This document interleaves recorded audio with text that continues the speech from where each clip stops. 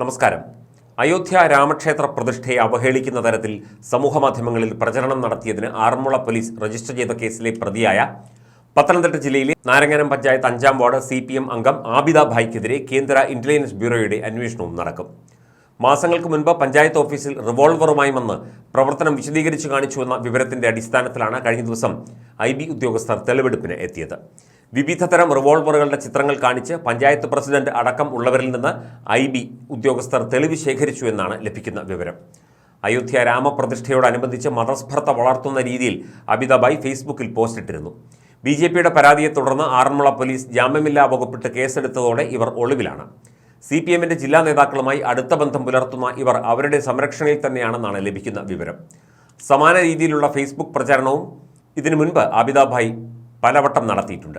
ശബരിമലയിൽ മണിക്കൂറുകൾ നീളുന്ന ക്യൂവിൽ നിന്ന വയോധിക ചാനലുകൾക്ക് നൽകിയ ബൈറ്റ് എടുത്ത് അവരെ അധിക്ഷേപിക്കുന്ന തരത്തിൽ ഇവർ പോസ്റ്റിട്ടതായും പരാതിയുണ്ടായിരുന്നു. തോക്കുമായി ആബിദ ഭായ് പഞ്ചായത്ത് ഓഫീസിൽ വന്നത് മാസങ്ങൾക്ക് മുൻപാണ്. ഒരു ചുവന്ന കാറിലാണ് ഇവർ എത്തിയത്. ഓഫീസിൽ വെച്ച് ഇവർ തോക്ക് ലോഡ് ചെയ്യുന്നത് അടക്കമുള്ള പ്രക്രിയകൾ മറ്റുള്ളവരെ കാണിച്ചു. ഇത് കണ്ടവരിൽ ചിലർ അപ്പോൾ തന്നെ രഹസ്യാന്വേഷണ ഏജൻസികളെ വിവരമറിയിക്കുകയായിരുന്നു. ഇവർ വന്ന കാറിൻ്റെ നിറവും തോക്കിൻ്റെ ആകൃതിയും അടക്കം വിവരങ്ങൾ കൈമാറിയിരുന്നു. രഹസ്യാന്വേഷണ വിഭാഗങ്ങൾ വിവരം SP-ക്ക് നൽകിയിട്ടുണ്ട്. SP-യുടെ നിർദ്ദേശപ്രകാരം പത്തനംതിട്ട DYSP ആറന്മുള SHOയോട് അടിയന്തരമായി ഈ കേസ് അന്വേഷിക്കാൻ ഉത്തരവിട്ടു. ഇതിനുശേഷം അന്വേഷണത്തിൽ അട്ടിമറി നടന്നുവെന്ന് വിവരമുണ്ട്. പോലീസ് അന്വേഷിക്കാൻ വരുന്ന വിവരം അപ്പോൾ തന്നെ ആബിദ ഭായ്ക്ക് ചോർന്നു കിട്ടി. ഇവർ അപ്പോൾ തന്നെ അവിടെ നിന്ന് മുങ്ങുകയായിരുന്നു. ആബിദ ഭായ് അവിടെ നിന്ന് പോയി എന്ന് ഉറപ്പാക്കിയതിന് ശേഷമാണ് പോലീസ് എത്തിയതെന്നും പറയപ്പെടുന്നു. രാഷ്ട്രീയ സമ്മർദ്ദം ഇക്കാര്യത്തിൽ ഉണ്ടായി എന്നും രഹസ്യാന്വേഷണ വിഭാഗങ്ങൾക്ക് സംശയമുണ്ട്.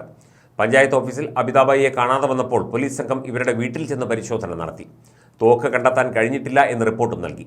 പോലീസിന്റെ ഭാഗത്തെ അന്വേഷണത്തിൽ വീഴ്ചയുണ്ടായി എന്ന രഹസ്യാന്വേഷണ റിപ്പോർട്ടുകളുടെ അടിസ്ഥാനത്തിലാണ് കേന്ദ്ര ഇന്റലിജൻസ് ബ്യൂറോ ഈ വിഷയത്തിൽ ഇടപെട്ടത്. ഇത്രയും ഗൗരവമേറിയ ഒരു കാര്യമായിട്ട് കൂടി ലോക്കൽ പോലീസ് കാണിച്ച അനാസ്ഥയും IB പരിശോധിക്കുമെന്നാണ് ലഭിക്കുന്ന വിവരം. അന്വേഷണം നടക്കുന്ന വിവരം ആബിദ ഭായ്ക്ക് പോലീസിൽ നിന്ന് ചോർത്തിക്കൊടുത്തത് ആരാണ് എന്നതും അന്വേഷിക്കും.